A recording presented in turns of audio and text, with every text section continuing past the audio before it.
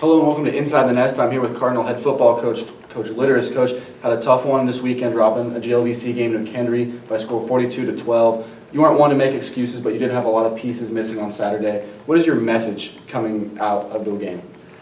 Well, basically, Gray, we've got to keep working on our fundamental game, working on the things that we do football-wise. And you're right, we had a lot of pieces missing on the defense. And you know what, I was awfully proud of the young men that had to step in and play and do the job for us. And actually, they didn't play that bad. They graded out decent, but you know, when you're missing your frontliners, and again, no excuses, it makes it different in the outcome of the game. And you know, my message to our football team and family is very simple. You know, come to work every day, come to play, be accountable for your actions, be responsible, and help each other get better every day. And sooner or later, those little victories that we have will start compiling, and then we'll start seeing a difference in the win and loss column.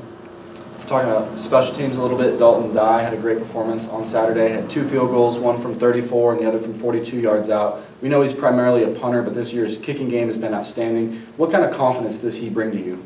Well, it allows us to do some different things with our special teams, and you know, right now he's punting the ball so well that we are having difficulty covering his punts. He's out punting our coverage, so we've had to make some adjustments so that we can cover. And you know, that's a nice thing, because our special teams, you know, their primary purpose is to manage field position, and we actually get a chance to flip the field in some cases, but we got to make sure that we kick the ball to the sidelines and we're able to cover downfield, because he has a tremendous leg.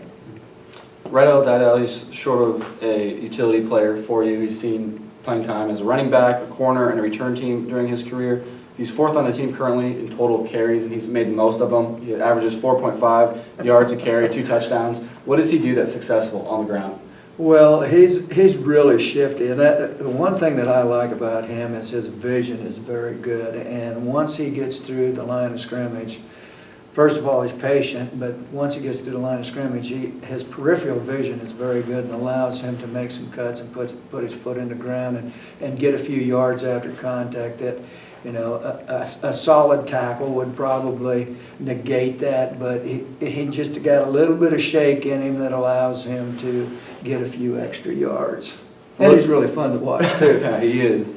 Looking ahead to Saturday, you face a Truman team, the Bulldogs, ranked earlier in the season. They knocked off Missouri S&T on Saturday in a last-second field goal. Tell us what you're expecting to see from them. Well, Coach Nesbitt does a great job with Truman State, and you know, they don't do anything to beat themselves. They're solid offensively. They have every position. They've got someone solid there that can play. Their receiving core, they don't do anything real complicated. As I said, their receiving core, they do a good job catching the ball. The quarterback doesn't put them in a bad situation. The running backs run the ball really hard. And then on defense, you know, they don't do anything crazy. They, you know, they're going to line up and they're going to play smash mouth football, and they're going to challenge you on every snap. And they just don't put themselves in a bad position, and they manage the field and the clock really well. So they're doing a very good job so far this season. Cardinals are back at home this Saturday. Kickoff is set for 3 as they host the Truman State Bulldogs. You can get that live on the GLVC Sports Network. This has been Inside the Nest. I'm Grape Holke. We'll see you next week.